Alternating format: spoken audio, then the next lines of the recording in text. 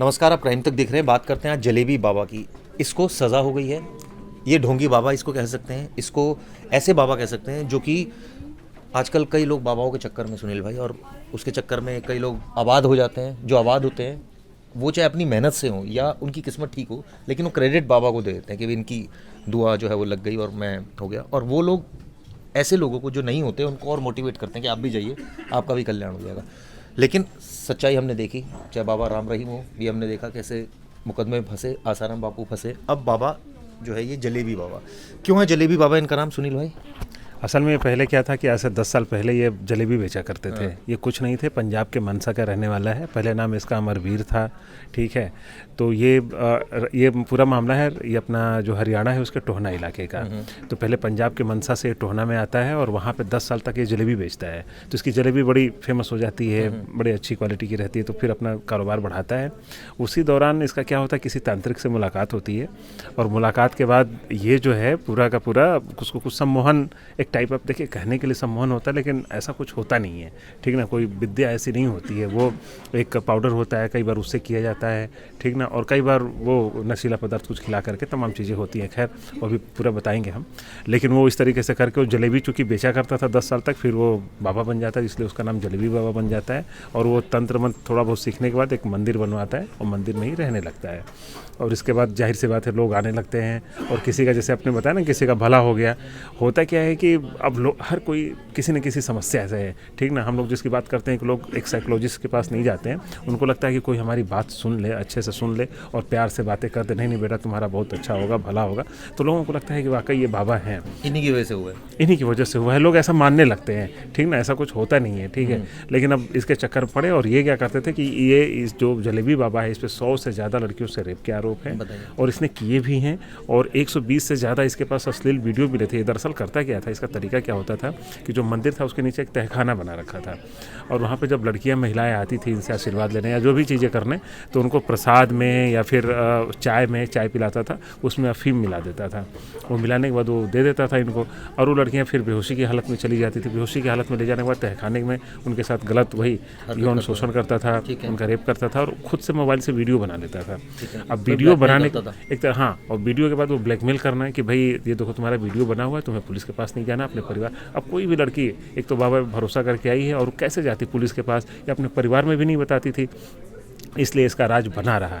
लेकिन अब उसमें अपडेट ये हुआ है कि 2018 में इसकी अरेस्टिंग हुई थी और अब अभी कल जो अपना 12 जनवरी को इसको सज़ा हुई है और 14 साल की सज़ा हुई है। अलग अलग कई धाराओं में मामले थे, जिसमें आपका रेप की भी धारा थी, पॉक्सो एक्ट का था और इसमें वो IT एक्ट का भी लगा है, चूँकि अश्लील वीडियो बनाता था। तो उसमें सारे मिलाकर के उसको टोटल 14 साल की सज़ा और 35,000 का जुर्माना लगा है।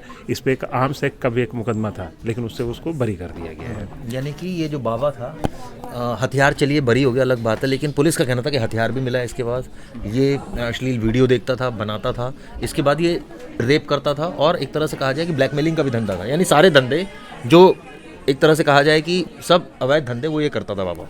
हाँ, अक्सर अब जितने बाबा का शुरू में आपने नाम लिए, सबके साथ कुल मिला के ऐसा ही है, थोड़ा ऊपर नीचे, कोई ज़्यादा कम ये है। लेकिन हमारे देश में वही सबसे बड़ा सवाल है कि इतने बाबा लोग बढ़ते ही जा रहे हैं। अभी भी बहुत सारे बाबा हैं और लोग उनके पास जाते हैं, उसी तरह का भरोसा और चीज़ें ये कम नहीं हो रही हैं। चिराग भाई, अब देखिए ना कि इतने बाबा हैं, जैसे राम रहीम। पीछे वजह क्या है? मतलब एक बेसिक अगर वजह जाना है, लोगों की एक्सपेक्टेशन बहुत हाई है, उस हिसाब से काम नहीं हो पा रहा है, समस्याएं बहुत ज़्यादा है, तो उनको लगता है हमारी कोई सुनने वाला नहीं, चलो ये तो सुन रहा है। बिल्कुल चिराग भाई, और आपको बताएं कि बहुत सारे लोग जो है ना, कि बहुत सारा तबका है जो हमारे देश में एक जातिवाद, धर्मवाद, ये तमाम चीज़ें हैं। तो हर कोई हर किसी चीज़ से सेटिस्फाइड नहीं है। कई लोग अपने परिवार में ही आपसी रंजिश है, ऑफिस में किसी तरह का विवाद है, तो कहीं ना कहीं मेंटली परेशान वो लोग रहते हैं।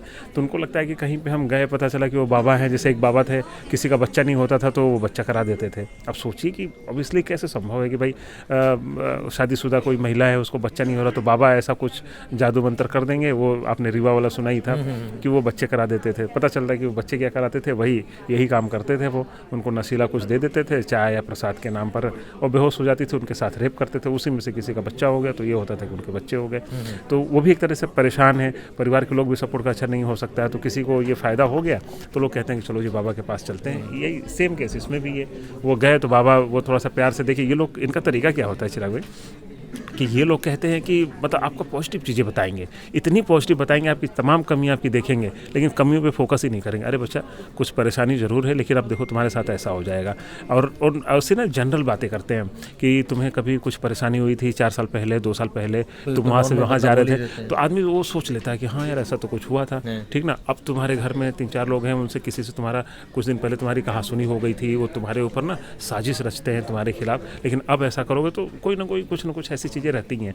तो आदमी जनरल सी बातें करते हैं, उससे आदमी को रिलेट अपने आप को कर लेता है कि नहीं जुड़ाव महसूस करता है कि बाबा तो कहीं ना कहीं सही करते हैं। और हर किसी के साथ, हमारे साथ, आपके साथ, किसके साथ परेशानियां भी होती हैं, अच्छाइयाँ भी होती हैं, वही चीज़ें जोड़ के तुम्हारे साथ देखो अच्छा हुआ था, तुम्हारा कुछ फ़ायदा हुआ था, हाँ फ़ायदा तो हुआ था, अब तुम्हारा और फ़ायदा होगा, तुम ये काम करो, प्रसाद लो और 4 दिन ये मंत्र जाप करो, ये करो वो करो। आदमी थोड़ा सा झांसे में आ जाता है। और ख़ास तौर पे महिलाओं को ये लोग ज़्यादा इस तरह की चीज़ें बताते हैं कि महिला चूँकि मतलब कि जो कामकाजी नहीं है, सपोज दैट उनको दिन में थोड़ा सा खाली टाइम मिला, चले गए बाबा के पास, और आपस में महिलाएं बात करके कहती थी कि बाबा तो बड़ा अच्छा चीज़ बताते हैं, उनका फ़ायदा हो जाता है, तो लोग फंस के इस तरह के शिकार बने। नहीं, इस तरह की हमने कई केसेस देखे। चाहे अब ऑब्वियसली एक ऐसी भी जमात है जो इनको बहुत सपोर्ट करती है और वो कहती है कि नहीं ये तो सब फर्जी केसेस हैं, पुलिस ने अपने हिसाब से लगाए, सरकार ने लगा दिए, ये तो ऐसे नहीं है, देखो अब छूट के आ जाएंगे बाहर, देखो अब। और इनके मैं देखता हूँ फॉलोअर कम होने का नाम नहीं लेते। हाँ, मैं समझ गया, आप राम रहीम की बात कर रहे हैं। राम रहीम पे काफ़ी रिसर्च की हुई है मैंने। तो उसमें क्या है कि उसमें जो तबका है वो बहुत ही, जिसको मैंने जाति धर्म की बात करी ना, तो सबसे जो निचला तबका है जिनको अक्सर लोग दबा देते हैं, ऊंची जातियों के लोग और तमाम चीज़ें हैं ये, तो उनको लगता है कि हम सबसे एक पिछड़ा हुआ वर्ग हैं, हम एक निम्न जाति के वर्ग हैं। तो वहाँ पे क्या होता है कि वहाँ पे सबको बराबर वहाँ पे आता है। राम रहीम के दरबार में कोई भी हो, चाहे लाख करोड़पति हो या फिर एक गरीब हो, एक सुपर हो, कोई भी हो, XYZ में कह रहा हूँ, चाहे किसी जात का हो, किसी धर्म का हो, सबके लिए बराबर है। तो वहाँ पे उनको जाने के बाद ये महसूस होता है कि यार देखो यहाँ पे करोड़पति भी बैठे हैं और मैं रिक्शे वाला हूँ, देखो मेरी बराबरी हो गई। तो उन्हें लगता है कि बाबा का कितना पावर है, ठीक है। तो इन चीज़ों से वो लोग ज़्यादा इनसे जुड़े हुए हैं, तो आज भी वो मानते हैं।